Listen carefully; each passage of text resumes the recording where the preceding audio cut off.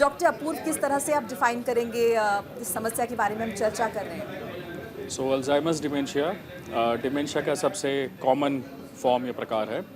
अगर बहुत ही साफ शब्दों में अगर मैं इसे समझाऊं तो जैसे प्रधानमंत्री जी हमारा देश चलाते हैं और उस देश चलाने के लिए कई डिपार्टमेंट्स होते हैं, वैसे ही ब्रेन के कॉमन एक्टिविटीज़, हमारे day to day activities of living में कई एसेंशियल ब्रेन फंक्शंस की ज़रूरत होती है। इन्हें मुख्य तौर पे हम 6 पार्ट्स में डिवाइड करते हैं। सबसे शुरुआत में अगर तो learning new things, learning in memory. Second आता है हमारा लैंग्वेज।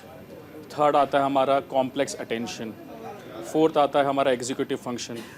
फिफ्थ आता है हमारा परसेप्चुअल मोटर। और सिक्स्थ होता है सोशल कॉग्निशन। अब मैं इसे थोड़ा सा आसान कर दूं आपके लिए। लैंग्वेज होता है जैसे अगर मुझे कोई चीज़ का नाम, फॉर एग्जांपल पेन है, तो मैं इसे पेन करके ही आइडेंटिफाई कर रहा हूँ, तो ये इसमें मेरे लैंग्वेज के सर्किट्स काम आते हैं, जो बड़ा आसान है समझना। सेकंड आता है cognitive function, learning and memory. So अगर मान लीजिए आपके पास पुराना नोकिया का फ़ोन था जिसमें बटन्स थे और आज आप एक स्मार्टफोन को अपग्रेड कर रहे हैं, सो उसमें आप सीखते हैं कि पहले बटन से लेके टच पैड कैसे यूज़ करें। सो इसमें आप थोड़ा सा मिस्टेक करेंगे, फिर भी समझेंगे और लर्न करेंगे। दूसरा है जैसे कि अगर आप घर पे कोई भी टीवी या नया कोई अप्लायंस लाते हैं तो उसके रिमोट को कैसे आप ऑपरेट करेंगे। बेसिकली अप्लायंस को सीखना है, उसकी लॉजिस्टिक और उसके मैकेनिज्म को समझना है। मेमोरी तो आज हमारा सबसे मुख्य टॉपिक मेमोरी का ही है। सो लर्निंग एंड मेमोरी हमारा डोमेन हो गया सेकंड। अब थर्ड डोमेन आता है हमारा कॉम्प्लेक्स अटेंशन। फॉर एग्जांपल अगर मेरे को किसी ने बोला है कि ये फ़ोन नंबर है, आप जाके दूसरे कमरे में जाके इसे डायल कर दीजिए या किसी रिश्तेदार को बता दीजिए। सो मैं ये फ़ोन नंबर जो मुझे रूम ए से प्राप्त हुआ है, इसको मैं अपने दिमाग में रखूँगा और रास्ते में भले मुझे किसी ने पुकारा हो या अगर कोई मुझे डिस्ट्रैक्ट भी करे, तो मैं उन डिस्ट्रैक्शन से बचते हुए इस इन्फॉर्मेशन को रूम 2 में या रूम बी में अपने डेस्टिनेशन में जाके जिसको भी ये नंबर मुझे देना है, डायल करना है, मैं उनको दूंगा। सो एबिलिटी टू सप्रेस डिस्ट्रैक्शंस, इसे हम कॉम्प्लेक्स अटेंशन का पार्ट मानते हैं। चौथा आ गया हमारा एग्जीक्यूटिव फंक्शन। तो इसको सबसे बड़े तरीके से हम समझाते हैं, जैसे अगर आपको घर पे चावल बनाने हैं, सो आप सबसे पहले एक पतीले में चावल लेंगे, फिर उसमें पानी डालेंगे, फिर उबालेंगे, मसाला वसाला जो भी आप समझे। तो ये स्टेप टू स्टेप फंक्शंस होते हैं, स्टेप 1 2 3 4।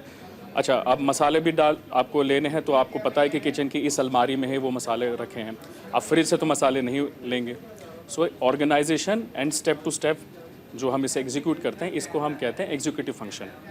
फिफ्थ आता है हमारा परसेप्चुअल मोटर। इसको अगर मैं साफ भाषा में समझाऊं तो अगर मान लीजिए आप अपने घर जाते हैं और बिजली आपका स्विच थोड़ा दूर है, दूर के दरवाजे या दीवार पे है, तो आप शुरुआत के 10-20 कदम या थोड़ी दूर आप चलते हैं और अब दीवार से ऐसे अपने आप को टच करके आप उस स्विच बोर्ड तक पहुंच जाते हैं। आपने देखा नहीं हालांकि, तो इससे आप परसीव करेंगे हाँ ये दीवार है। अब मेरे हाथ थोड़े रफ टेक्सचर वाले ऑब्जेक्ट्स पे आए तो ये मोस्ट लाइकली स्विच होगा और इसे अप डाउन कर देंगे। इसे कहते हैं परसेप्चुअल मोटर।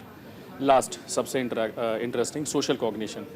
तो इसे ऐसे समझिए कि अगर आप गाड़ी ड्राइव कर रहे हैं और भगवान ना करे आपकी गाड़ी आगे वाली गाड़ी से टच हो गई या टकरा गई, अब उस सामने वाली गाड़ी से एक बंदा बाहर निकल के आता है। अब आप उसके चेहरे के हाव भाव से पहचान लेंगे या तो ये गुस्सा है या तो ये सभ्य है। अगर वो मुस्कुरा के आपसे बात करता है, क्या कोई बात नहीं, तो आप समझेंगे चलो आज मेरी शामत नहीं है।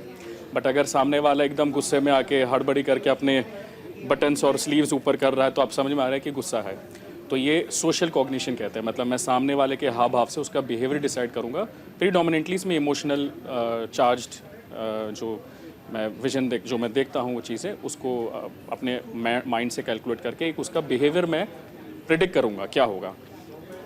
तो ये 6 डोमेन्स हो गए। अब इन 6 डोमेन में से किसी भी एक डोमेन में कमी आना और इस वजह से आपके डे टू डे फंक्शंस को ख़राब करना, इसे हम कहते हैं डिमेंशिया।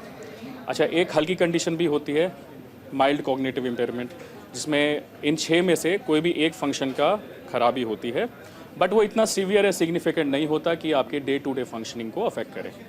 तो इसे हम कहते हैं माइल्ड कॉग्निटिव इम्पेयरमेंट। लगभग हर साल 10% MCI या माइल्ड कॉग्निटिव इम्पेयरमेंट के केसेस डिमेंशिया में तब्दील या ट्रांसफॉर्म होते हैं। इसलिए हम माइल्ड कॉग्निटिव इम्पेयरमेंट को बिल्कुल भी इग्नोर नहीं करते।